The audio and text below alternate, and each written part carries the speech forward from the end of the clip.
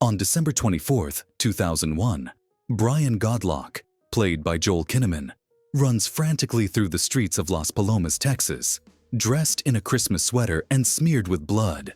He pursues two vehicles during a shootout, leading to the death of one driver. He then confronts the second vehicle, but the drivers meet their end when a forklift crashes into them. Playa, Harold Torres, emerges from the car and shoots Brian in the back and throat. Brian is rushed to the hospital, where he undergoes surgery accompanied by Christmas music. His wife, Saya, Catalina Sandino Moreno, arrives, also bloodied.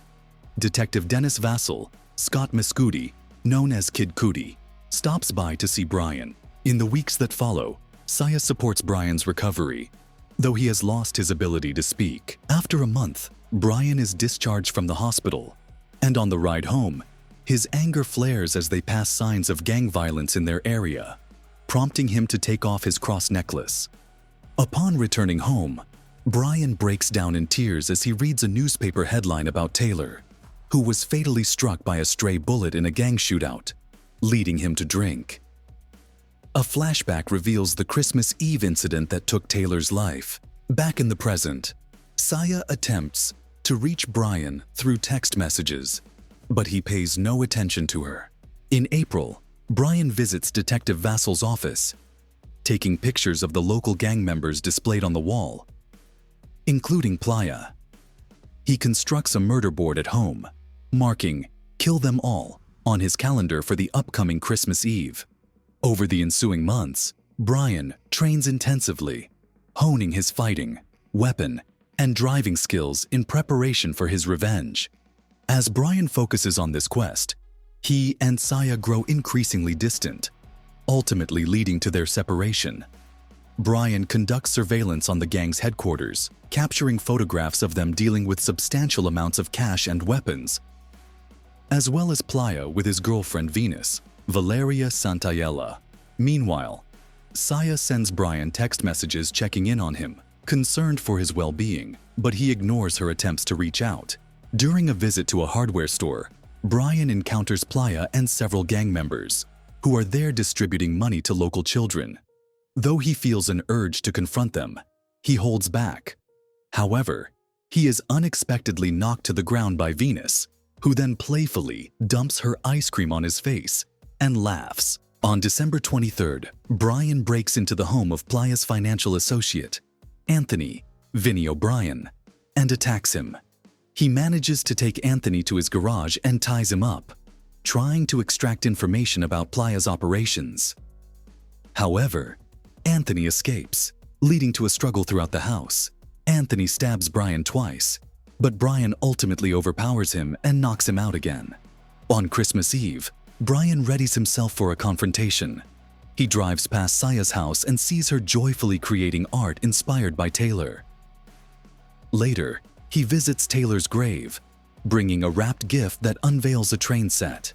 Detective Vassell answers a knock at his door, only to find Anthony bound and gagged, accompanied by a Christmas card that contains a USB drive packed with Brian's research on Playa's gang and Anthony's insights into their operations.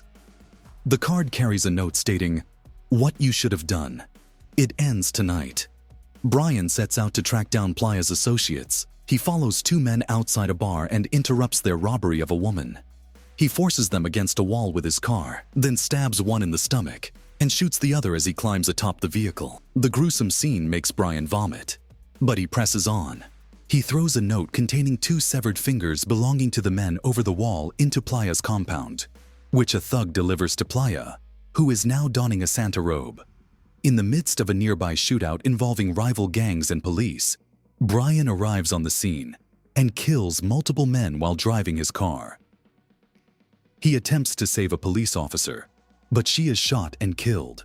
A gang member films Brian as he drives and sends the footage to Playa. In retaliation, Brian kills the man and sends a video of the act back to Playa. Playa reaches out to Ruiz, Yoko Hamamura, and orders him to eliminate Brian. Ruiz pursues Brian, leading to an extended car chase accompanied by a shootout that results in the deaths of all Ruiz's men.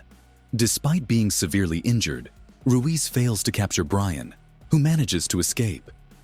With his car in ruins, Brian switches to a motorcycle and breaks into the compound, taking out more men while Playa spends time with Venus in the penthouse, indulging in drugs and dancing. As Brian makes his way up the compound tower, he dispatches multiple foes using a mix of firearms, knives, and hand-to-hand combat.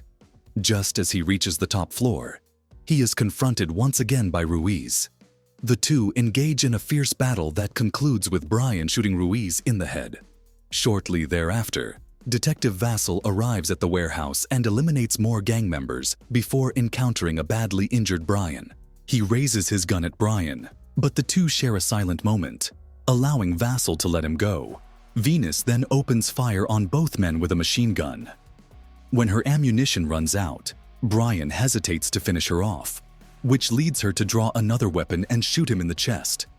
She then fires twice at Vassal's stomach before Brian can retaliate and kill her. Recovering his strength, Brian makes his way into Playa's penthouse lair. The two engage in a gunfight, with Playa succeeding in hitting Brian several times, knocking him to the ground. Just as Playa prepares to deliver the fatal blow, Vassal reappears and shoots him. Brian then rises and strangles Playa to death. As Brian and Vassal lie on the floor, bleeding out beside each other, Brian is flooded with memories of Taylor's life and visions of the future Taylor could have had as he appears to slip away. Later, Saya sits at Taylor's grave and reads a note from Brian in which he expresses his sorrow over what transpired and acknowledges that nothing can truly make it right, but he is willing to die trying.